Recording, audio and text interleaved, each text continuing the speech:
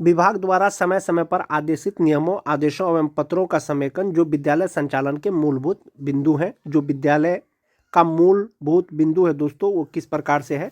और सबसे पहले दिया गया है शिक्षकों के बारे में कि सभी शिक्षक शिक्षिकाओं को समय पर विद्यालय पहुंचना है, शिक्षक शिक्षिकाओं को समय पर विद्यालय पहुंचना है। उसके बाद है दोस्तों ई शिक्षा कोष पर उपस्थिति दर्ज करना है। छद्म उपस्थिति या फोटो से उपस्थिति दर्ज करने पर शिक्षक शिक्षिका के साथ साथ प्रधानाध्यापक भी दोषी माने जाएंगे।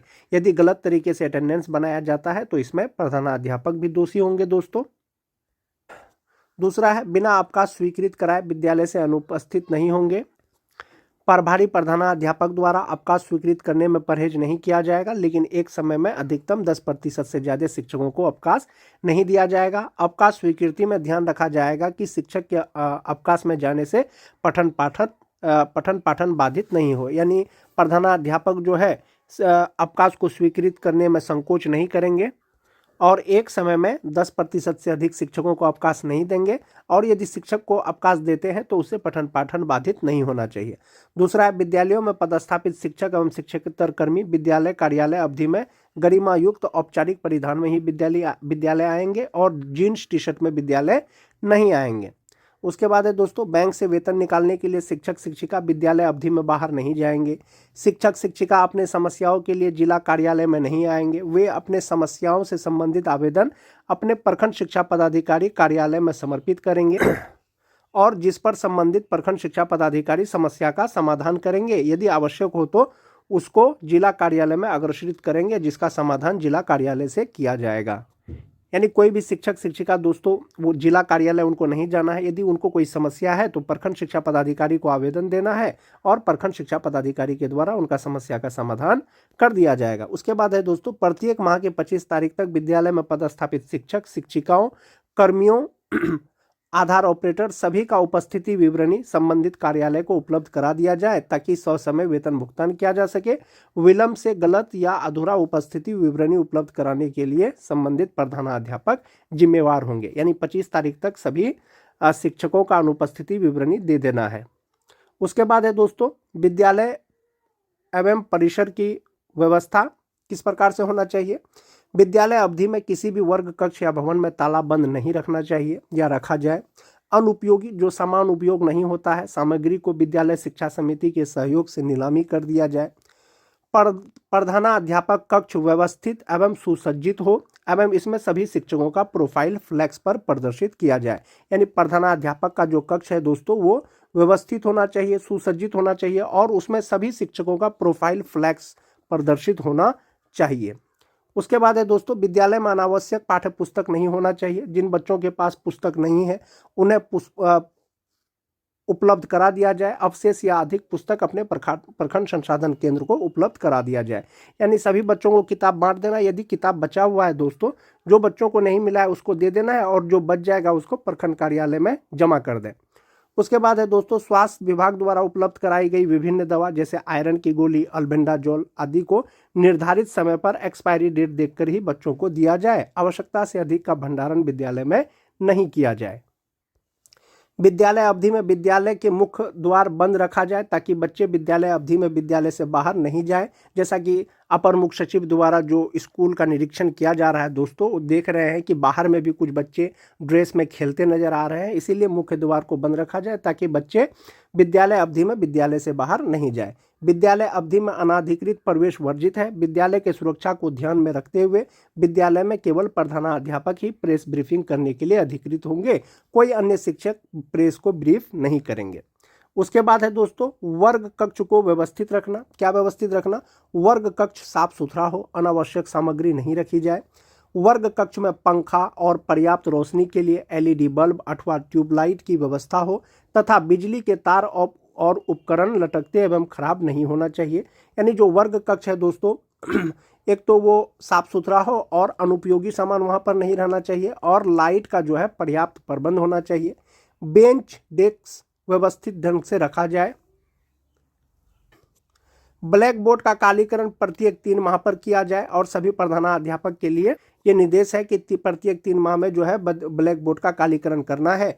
विद्यालय में पर्याप्त मात्रा में चौक डस्टर उपलब्ध हो। उसके बाद है दोस्तों समय सारणी प्रत्येक वर्ग कक्ष के ब्लैक बोर्ड के बगल में लगा हुआ हो। जो रूटीन है दोस्तों विद्यालय संचालन का या कक्षा संचालन का, वो ब्लैक बोर्ड के बगल में होना चाहिए। सभी बच्चों को पोशाक में विद्यालय आने के लिए प्रेरित किया जाए। कुछ बच्चे ऐसे होते हैं जो ड्रेस में नहीं आते हैं, उनको ड्रेस पे आने के लिए प्रेरित करना है। उसके बाद है दोस्तों चेतना सत्र का संचालन समय पर किया जाए। सामान्य गतिविधियों के साथ साथ चेतना सत्र में एक प्रेरणादायक श्लोक या वचन, गांधी कथा वचन, बापू की पाती का पठन कराया जाए। समय सारणी में सभी शिक्षक शिक्षिकाओं का समावेश कर वर्ग संचालन की व्यवस्था किया जाए। शिक्षक शिक्षिका के अनुपस्थिति के कारण कोई भी वर्ग कक्ष खाली नहीं होना चाहिए। वैकल्पिक व्यवस्था के तहत दूसरे शिक्षक उस वर्ग में पठन पाठन करेंगे। कोई भी शिक्षक शिक्षिका वर्ग में पढ़ाने से मना नहीं कर सकते हैं। यानी कोई शिक्षक यदि छुट्टी में चले गए हैं, उसके वजह से पठन पाठन बाधित नहीं होना चाहिए। और कोई भी शिक्षक पढ़ाने से मना नहीं कर सकते हैं कि मैं ये कक्षा में नहीं पढ़ाऊंगा, ये सब्जेक्ट नहीं पढ़ाऊंगा। उसके बाद है दोस्तों समय सारणी के अनुसार निर्धारित समय में पाठ्यक्रम पूरा किया जाए। जो सिलेबस है दोस्तों वो निर्धारित समय पे पूरा कर लिया जाना है। सभी शिक्षक शिक्षिकाओं के द्वारा पाठ टीका लिखा जाए एवं पाठ टीका के अनुसार वर्ग का संचालन किया जाए तथा प्रत्येक शनिवार को प्रत्येक शिक्षक शिक्षिकाओं के पाठ टीका का प्रधानाध्यापक, प्रभारी प्रधानाध्यापक द्वारा प्रति हस्ताक्षरित किया जाए। यानी शिक्षकों के द्वारा जो पाठ टीका लिखा जाएगा दोस्तों, जिसके अनुरूप कक्षा का संचालन किया जाएगा, उसको प्रत्येक शनिवार को जो है प्रधानाध्यापक से प्रति हस्ताक्षरित करा लेना है। प्रधानाध्यापक स्वयं भी पाठ टीका का संधारण करेंगे तथा पाठ टीका घर पे रखे हैं यह बहाना मानने योग्य नहीं होगा। निरीक्षी पदाधिकारी द्वारा मांगे जाने पर पाठ टीका दिखाना होगा या देना पड़ेगा। प्रथम घंटी में वर्ग शिक्षक शिक्षिका द्वारा बच्चों की उपस्थिति ऊर्ध्वाधर रूप में अचूक रूप से बना ली जाए। प्रधानाध्यापक द्वारा उसी वर्ग का उपस्थिति दर्ज किया जाए जिस वर्ग के वर्ग शिक्षक होंगे। यानी जिस वर्ग का अटेंडेंस लिया जाएगा बच्चों का, प्रधानाध्यापक उसी का उपस्थिति दर्ज करेंगे। उसके बाद है दोस्तों साप्ताहिक एवं मासिक परीक्षा का आयोजन किया जाए एवं उसकी उत्तर पुस्तिकाएं शिक्षक शिक्षिकाओं द्वारा लाल रंग की स्याही से अवश्य जांची जाए। जांचने वाले शिक्षक शिक्षिका अपना हस्ताक्षर के साथ पूरा नाम लिखेंगे जो मासिक मूल्यांकन या साप्ताहिक मूल्यांकन किया जाएगा। उसके बाद है दोस्तों सभी बच्चों को गृह कार्य बच्चों को उपलब्ध कराई गई डायरी में अवश्य दी जाए एवं उसका मूल्यांकन किया जाए। शिक्षा विभाग के द्वारा जो डायरी दिया गया है होमवर्क को उस पर लिखा जाना है और उसका मूल्यांकन करना है।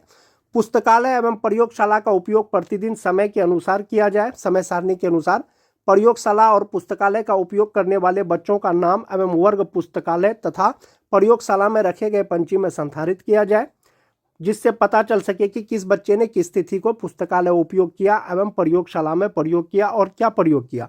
यानी पुस्तकालय और प्रयोगशाला में एक पंची संधारित करना है जिसमें बच्चे अपना डिटेल्स भरेंगे। उससे पता चलेगा कि कौन से बच्चों ने क्या प्रयोग किया या कौन सा पुस्तक पढ़ा। उसके बाद है दोस्तों कि सुरक्षित शनिवार का आयोजन विधिवत ढंग से किया जाए। जैसा कि मुख्यमंत्री विद्यालय सुरक्षा कार्यक्रम बिहार के सरकारी विद्यालयों में चलता है और उसका आयोजन विधिवत ढंग से करना है। विद्यालय परिसर एवं भवन का उपयोग पठन पाठन के अलावा किसी अन्य गतिविधि में नहीं किया जाए। उसके बाद है दोस्तों कि प्रतिदिन संबंधित वर्ग शिक्षक शिक्षिका द्वारा FLN किट एवं LEP किट का प्रयोग किया जाए। दोनों किट किसी भी परिस्थिति में बक्से में बंद नहीं होना चाहिए। यदि ऐसा पाया जाता है तो संबंधित प्रधानाध्यापक के साथ साथ शिक्षक शिक्षिका भी दोषी होंगे।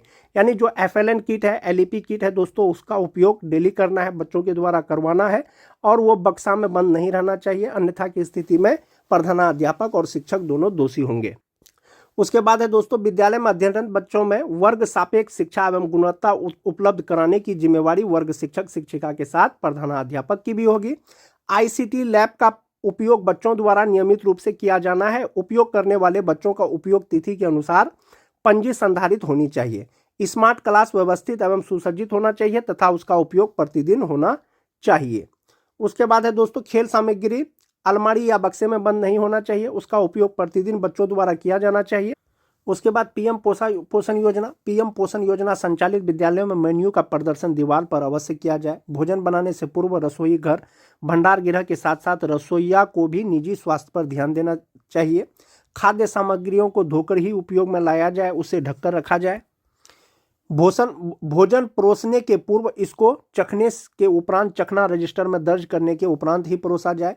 पीएम पोषण योजना परोसने से पूर्व बर्तन के सफाई के साथ साथ बच्चों के हाथ धुलवाई 11 स्टेप में किए जाए, जो दिशा निर्देश दिया गया है।